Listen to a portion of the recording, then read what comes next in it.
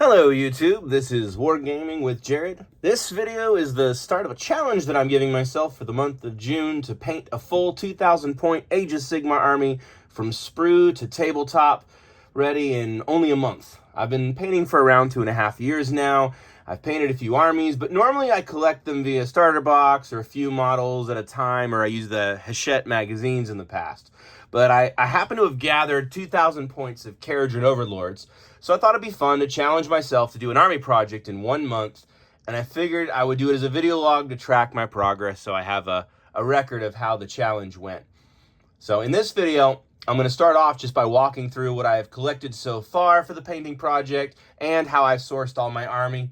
And then I'm going to try and make a video every few days for the rest of this month and walking through my progress, showing how far I've gotten, what I've built, what I've painted, what I've based, all the different tips and tricks and things I pick up along the way. And then if I'm having fun with that, I'll start showcasing some of the other stuff I've been working on as well too.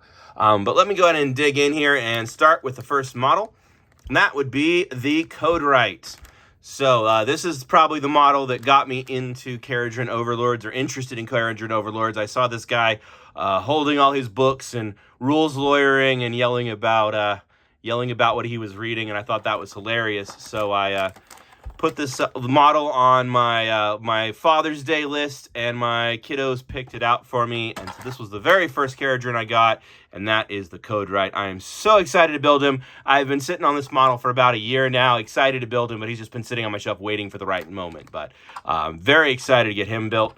Next up is a hero, and this is another mini I saw and I just had to have, so I picked this one up. This was one of the limited edition models, but the reason I love this guy and I needed to buy it is this is a mini, and you can kind of tell here who's holding a mini.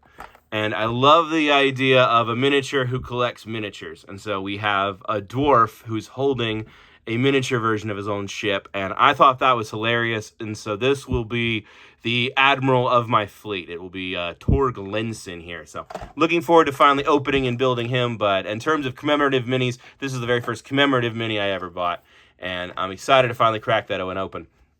Most of the other minis I've sourced, I got from the Hachette magazines, and so I was able to get a good discount on these guys. I have four magazines here that give me a couple different things. This is going to be the Thundrix Profiteers. This is a series of heroes. I think they've already been Legends ruled, but they are pretty cool looking, and they'll be quite fun to crack open and see all the different little special weapons and effects they have. So I'm excited about them. Then we got another one. I've opened this one. I'll get up already just to see the different weapon options. But this is the Thunderers, I believe, which is the gun squad. This is 5 very armed dwarven warriors here, or Duradin, or whatever Games Workshop's calling them these days. But they look like they're going to be a lot of fun. Next issue I have is, this is going to be the Endridge Master in Dirigible suit. I'm trying to read through the plastic here, but this is going to be a flying guy. And then my last issue here is another Arcanaut Admiral. Unfortunately, as you'll see here in a minute, I'm going to wind up with 3 of these because I have the limited edition version, this one, and then I have one other one. So my army is going to be Admiral heavy. I thought about kit bashing him into something else.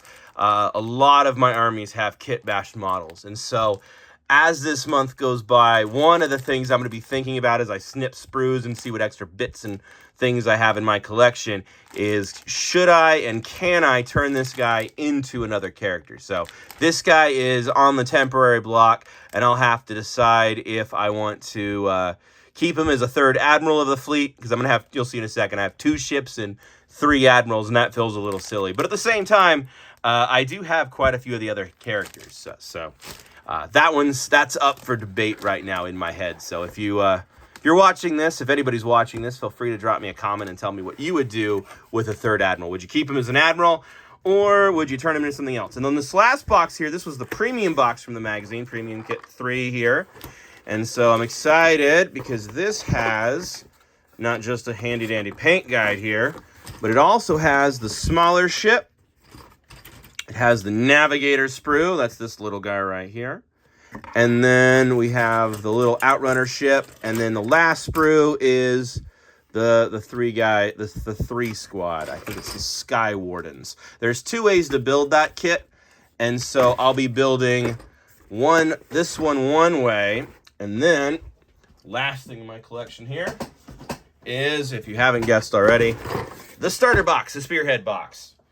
And there's the other three fly guys. So I'll be building one set one way and one set the other way, just to give my army a little bit of variety. There's that third admiral I was talking about, and then we've got the 10 squad of their basic troop. And I love the little anchor here. I'm a big fan of the anchor guy here. So I'm looking forward to building the anchor guy. It reminds me as a kid playing RuneScape, and there's a quest weapon where you could run around with a giant anchor and fight with an anchor. And I always thought that was kind of cool. So here you can see on the back of the box, we have the Arcanaut Company up at the top here. There's the anchor guy. Then we have the Endriggers or the Sky Wardens. So like I said, I'll build one of each of them. There's my other admiral, and then we get the big ship. And this is actually the medium-sized ship. There is a bigger one that I don't own, and maybe I'll get around to buying that someday. But for now, for the 2,000-point army, the frigate is going to be my big ship, and I am very excited to build that. So that's all of the collection so far. I have one box that I got as a Father's Day present, one box that I got at the Warhammer Commemorative. I believe I bought it at an event. And then the magazines I got on the magazine discount, and then the Hatchet Premium box saved me quite a bit of money. And then I actually got this Spearhead box as part of a Black Friday special at my friendly local game store. So I didn't actually pay full price for this one either. I was able to get some other discounts on other things so that it actually gave me a little bit better price. But maybe some of that's just me coping, but I'm very happy about this. So the plan for the army for the month of June here is that I'm going to be building everything. I got some different heroes. I've got some basic troops, the flying guys, and then the 10 regular guys, and then I've got the 2 ships. So it's not a huge army, and I've built quite a few armies already. I enjoy doing larger army projects. That's kind of my thing and kind of my niche, and that's kind of what this channel will be mostly focused on, is how do you build armies, how do you kit bash and get the most out of every kit, and how do I go about actually putting stuff together. So part of it's also going to be learning the rules, because I've never played Kharadrons. Obviously, they're all in box, and so I'll be learning the rules for these guys and trying to paint them. And my challenge for myself is it'd be really easy to batch paint all of these guys because they all look so similar. But I'm going to challenge myself not to batch paint. I did some Iron Jaws a month or so ago, and I found I batch painted the whole army and they came out all right, but I kind of wish I'd gone a little bit slower. So I'm challenging myself to really put some work into the details and really not just batch paint everybody and call it done, but put a little bit more love and care into how I paint them. And so for the actual paint scheme, I'm going to probably use a couple different metallics. I like the Army Painter Speed Paint metallics, so I'll do a little bit of that, and then do some of the detail work with the Citadel metallics. And then I'll probably use the actual official burgundy. I actually do like the red look, so I'm excited about this. And then once I get towards the end of it in the basing side, I do love building bases. So I'll be doing at least a couple of videos on how I custom build some bases. I want to make some mountain style bases. I like doing these kind of rock cliffs. But then I was able to buy a product called Snow Tech. And so I'm looking forward to trying out the Snow Tech and seeing if I can make some kind of snowy mountain effect. So that'll be super fun to see if I can build some snowy mountains for these guys to be running and floating and flying and fighting over. So that'll be another part of this project. So my first goal for the first week is going to be to get everything built and then primed. And depending on the weather here, I'm in Texas and it's summer, so it gets hot, but if it gets rainy or humid, it gets hard to prime stuff. So I'm going to try to get everything built so that as soon as the weather's nice and I have a good day, I'll be able to get everything primed and on my shelf. And then from there, we can begin to pick out a couple minis and finalize my paint scheme, get all of that planned out, start looking at the rule sheets, start figuring out who's going to be really good, who's going to be comboing off of who, and learning to play Kharadrons on top of getting everything to the table. And then the other nice piece of it too is, since this is a spearhead, I'll be able to look into the spearhead rules as well too. So that'll be a lot of fun. I'll see see if they're fun to play in Spirit. I've heard mixed things on the Spearhead, so I'm interested to see are they fun or not, because I know the previous editions, Kharadrons, you would have the minis on the side of the table, and then the ship would fly around with the minis pretending to be inside. And now it sounds like the minis more or less just kind of stand next to the ship and fly, and some people seem to like that and some people don't. So I'm gonna try it out myself once everybody's built and played and see what I think. I think I could see why it could be really fun, and I could see why people might not like it. But I'm really curious to see how these guys will play. And then